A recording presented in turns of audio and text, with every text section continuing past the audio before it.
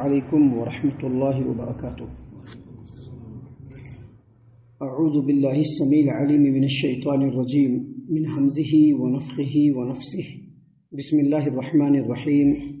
ولولا اذ سمعتموه قلتم ما يكون لنا ان نتكلم بهذا سبحانك هذا بهتان عظیم یعظکم اللہ ان تعودوا لمثلہ ابدا ان کنتم مؤمنین وَيُبَيِّنُ اللَّهُ لَكُمُ الْآيَاتِ وَاللَّهُ عَلِيمٌ حَكِيمٌ۔ اور جب تم نے اس واقعے کو سنا تھا تو کیوں نہیں کہا کہ یہ ہمارے لائق نہیں کہ ہم اس کے بارے میں کچھ کہیں کچھ بولے، اور اے اللہ تو پاک ہے اور یہ بہت بڑا بہتان ہے۔ اللہ تبارک و تعالیٰ تمہیں پھر سے نصیحت کرتا ہے، اگر تم مومن ہو تو اس طرح کی بات کبھی بھی نہیں کرنا، اور اللہ تبارک و تعالیٰ تمہارے لیے آیات کو کھول کھول کر کے واضح انداز میں بیان کرتا ہے، اور اللہ تبارک و تعالیٰ حکمت والا ہے اور اللہ تبارک و تعالیٰ جاننے والا ہے۔ محترم سامعین کرام، سورۃ النور سورہ نمبر 24 اور اسی سورت سے آیت نمبر 16، 17 اور 18، یہ تین آیات آپ کے سامنے تلاوت کی گئیں۔ بفضل اللہ، بعون اللہ، بتوفیق اللہ، تینوں آیتوں کا ترجمہ بھی آپ تمام کی خدمت میں پیش کیا گیا۔ سامعین کرام، اس سے پہلے جو آیات سورۃ النور سے آپ کے سامنے پیش کیا گیا، ان میں واضح ترین جو باتیں بیان کی گئی وہ یہ کہ سیدہ عائشہ رضی اللہ عنہا کے اوپر منافقین نے جھوٹا الزام لگایا، جس کی وجہ سے ایک مکمل واقعہ رونما ہوا۔ اس پورے واقعے کو سیدہ عائشہ رضی اللہ عنہا کی زبانی ہم نے آپ کے سامنے پیش کیا۔ اس واقعے کے رونما ہونے کے بعد اللہ تبارک و تعالیٰ نے مومنوں کی تعلیم اور تربیت کے لیے اور ایک بہترین اسلامی سماج و معاشرے کے وجود کے لیے اللہ تبارک و تعالیٰ نے کئی احکام بیان کیے۔ یہ آیات انہی احکام میں سے ایک ہے۔ اللہ تبارک و تعالیٰ نے یہاں پر یعنی اس سے پہلے اللہ تبارک و تعالیٰ نے مومنوں کو تعلیم دیتے ہوئے اور جو واقعہ رونما ہوا اس میں منافقین کی سرزنش کرتے ہوئے اللہ نے یہ بیان کیا کہ جب اس طرح کا واقعہ ہوا تو تمہاری ذمہ داری یہ تھی کہ اس طرح کا جب واقعہ رونما ہوا اور سیدہ عائشہ رضی اللہ عنہا کے اوپر بہتان لگایا گیا تو تم اس کے رو میں نہیں بہتے بلکہ اپنے دل میں اچھا گمان رکھتے۔ یہاں پر پھر دوبارہ اس بات کی تعلیم دی جا رہی ہے کہ جب دنیا کی بہترین اور پاکباز عورت کے لیے جب اس طرح کے گھٹیا جملے کہے گئے تو اس وقت تم نے اپنے آپ کو کنٹرول کیوں نہیں کیا؟ سب سے پہلی بات یہ کہ جب سیدہ عائشہ رضی اللہ عنہا کے بارے میں اس طرح کی بات کی گئی، ایسا الزام لگایا گیا، تو تمہاری ذمہ داری یہی تھی کہ دل میں اچھا خیال لاتے، اور اگر دل میں ایک وسوسہ آیا بھی، دل میں کوئی بات اٹھی بھی، تو پھر اس کو زبان پر نہیں لانا چاہیے تھا۔ اللہ کے رسول صلی اللہ علیہ وسلم کی حدیث ہے، صحیح البخاری کتاب الطلاق حدیث نمبر 5269 نمبر کی روایت ہے۔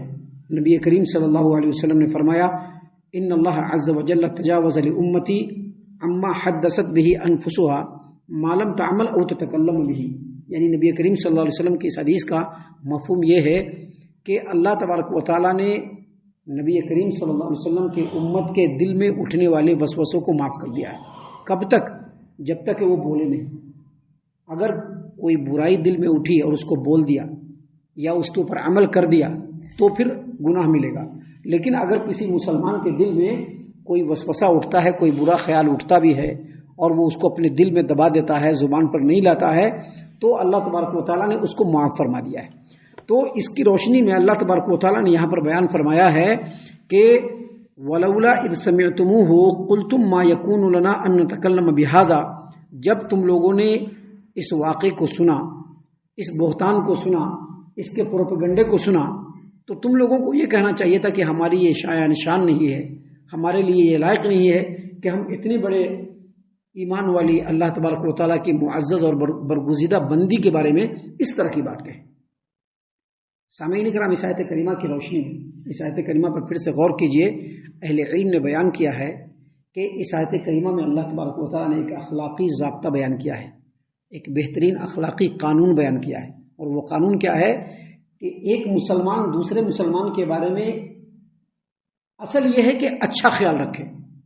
اب ایک مسلمان ہے اور اس کے مقابلے میں دوسرا مسلمان ہے، اس آیت کریمہ میں اللہ تبارک و تعالیٰ نے یہ تعلیم دیا ہے کہ ایک مسلمان دوسرے مسلمان کے بارے میں دل میں اچھا خیال رکھے اور اس کے بارے میں زبان سے اچھی بات نکالے۔ کب تک؟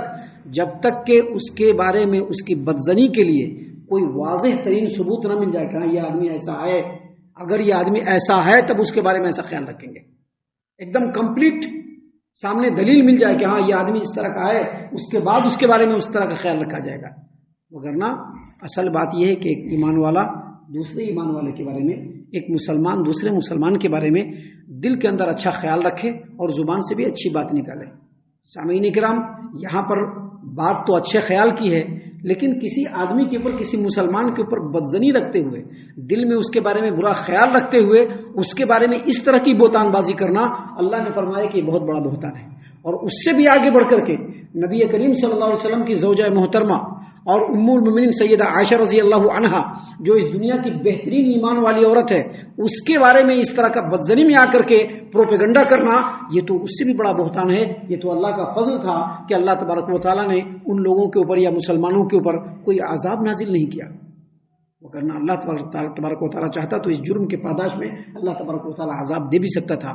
یہاں پر اسی لیے اللہ نے فرمایا کہ ولولا اذ سمعتموه قلتم ما يكون لنا ان نتكلم بهذا، جب تم سے اس طرح کی بات کہی گئی ہے، یہ واقعہ تم کو بیان کیا گیا، یہ بہتان تمہارے سامنے جب ریپیٹ کیا گیا تو تم نے ایسا کیوں نہیں کہا کہ ہمارے شایع نشان نہیں کہ ہم اس کے اوپر کوئی گفتگو کریں.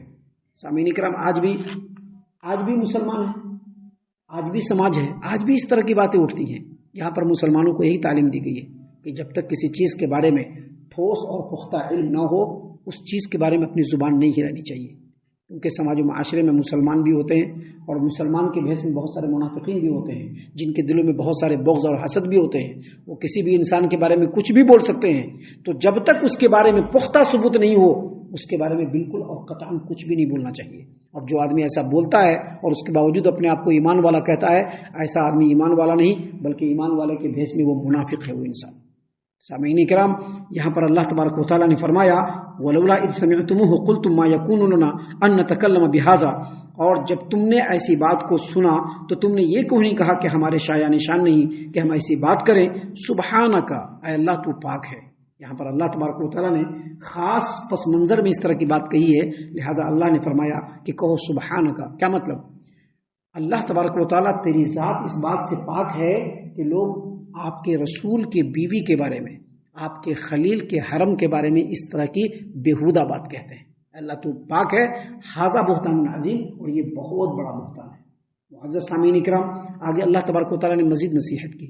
سامعین، بہت سارے انسان لا علمی میں بہت ساری بات کر جاتے ہیں، ان کو پتہ نہیں ہوتا ہے، یا شیطان کے بہکاوے میں آ جاتے ہیں، یا نفس کے چکر میں پڑ جاتے ہیں، تو بہت ساری باتیں کر بیٹھتے ہیں. اللہ تبارک و تعالیٰ نے پھر سے نصیحت کا انداز بدلتے ہوئے اللہ نے کہا یعظکم اللہ ان تعودوا لمثلہ ابدا ان کنتم مؤمنین. اللہ تبارک و تعالیٰ تم کو پھر سے نصیحت کر رہا ہے. اللہ تبارک و تعالیٰ تم کو پھر سے نصیحت کر رہا ہے کہ اب اس طرح کی حرکت دوبارہ نہیں ہونا چاہیے. مسلمانوں کو بھی کہا جا رہا ہے خاص طور سے کہ اللہ تبارک و تعالیٰ، اے مسلمانوں، تم لوگوں کو پھر سے نصیحت کر رہا ہے کہ ایسی حرکت دوبارہ نہیں ہونی چاہیے. ان کنتم مومنین، اگر تم ایمان والے ہو، اگر تم اللہ پر ایمان رکھتے ہو، اللہ کے دین پر ایمان رکھتے ہو، آخرت کے دن پر ایمان رکھتے ہو، تو ایسی حرکت دوبارہ نہیں ہونی چاہیے. کبھی بھی کسی کے بارے میں بدزنی نہیں ہونا چاہیے. بغض اور حسد کی بنیاد پر کسی کے اوپر تہمت نہیں لگانا چاہیے، اور اگر تہمت لگانے والا تہمت لگاتا ہے تو اس کے چکر میں نہیں پڑنا چاہیے. آگے بھی اس طرح کے منافقین سوء زمین پر رہیں گے، سماج و معاشرے میں رہیں گے. اگر وہ اس طرح کا کھیل کھیلتے ہیں تو کبھی بھی اس کھیل میں تم کو شامل نہیں ہونا ہے. سامعین کرام، آگے مزید اللہ تبارک و تعالیٰ نے فرمایا وَيُبَيِّنُ اللَّهُ لَكُمُ الْآيَاتِ، اور اللہ تبارک و تعالیٰ تم لوگوں کو سمجھانے کے واسطے آیتوں کو کھول کر کے بیان کرتا ہے تاکہ تم کو سمجھ میں آ جائے کیا اصل ہے اور ہم کو کیسے رہنا ہے. اللہ تعالیٰ تم کو سمجھانے کی خاطر اپنی آیتوں کو کھول کر کے بیان کرتا ہے، اور اللہ تبارک و تعالیٰ جاننے والا بھی ہے اور حکمت والا بھی ہے. تو سامعین کرام، یہ سب باتیں ہیں جو اللہ تبارک و تعالیٰ نے ان آیات میں بیان فرمائی ہے. ابھی آگے اور بھی نصیحتیں ہیں، اور اللہ تبارک و تعالیٰ نے آگے اور بھی اصول اور ضابطے بیان کیے ہیں جن کو انشاءاللہ کل اور کل کے بعد کے دروس میں ہم آپ کے سامنے پیش کرنے والے ہیں. ہم اللہ سے دعا کرتے ہیں کہ اللہ تعالیٰ ہم تمام کو ان باتوں کے اوپر خوب غور و فکر اور تدبر کرنے کے ساتھ ساتھ ان باتوں پر عمل کرنے کی بھی توفیق عنایت فرمائے. آمین. اللہ تعالی ہم تمام کو صحیح معنوں میں پکا سچا مومن مسلمان بنائے، اللہ اور اس کے رسول صلی اللہ علیہ وسلم کی اطاعت و فرما برداری کرنے والا بنائے، صحابہ کرام رضی اللہ عنہم کے طریقے پر چلنے والا بنائے، جنت الفردوس میں جگہ عطا فرمائے۔ اے اللہ ہم تمام کو جہنم سے پناہ دے، اے رب العالمین ہم تمام کو جہنم سے پناہ دے، اے مالک الملک ہم تمام کو جہنم سے پناہ دے، آمین یا رب العالمین۔ وما علینا الا البلاغ المبین۔ تبارك الذي نزل الفرقان على عبده ليكون للعالمين نذيرا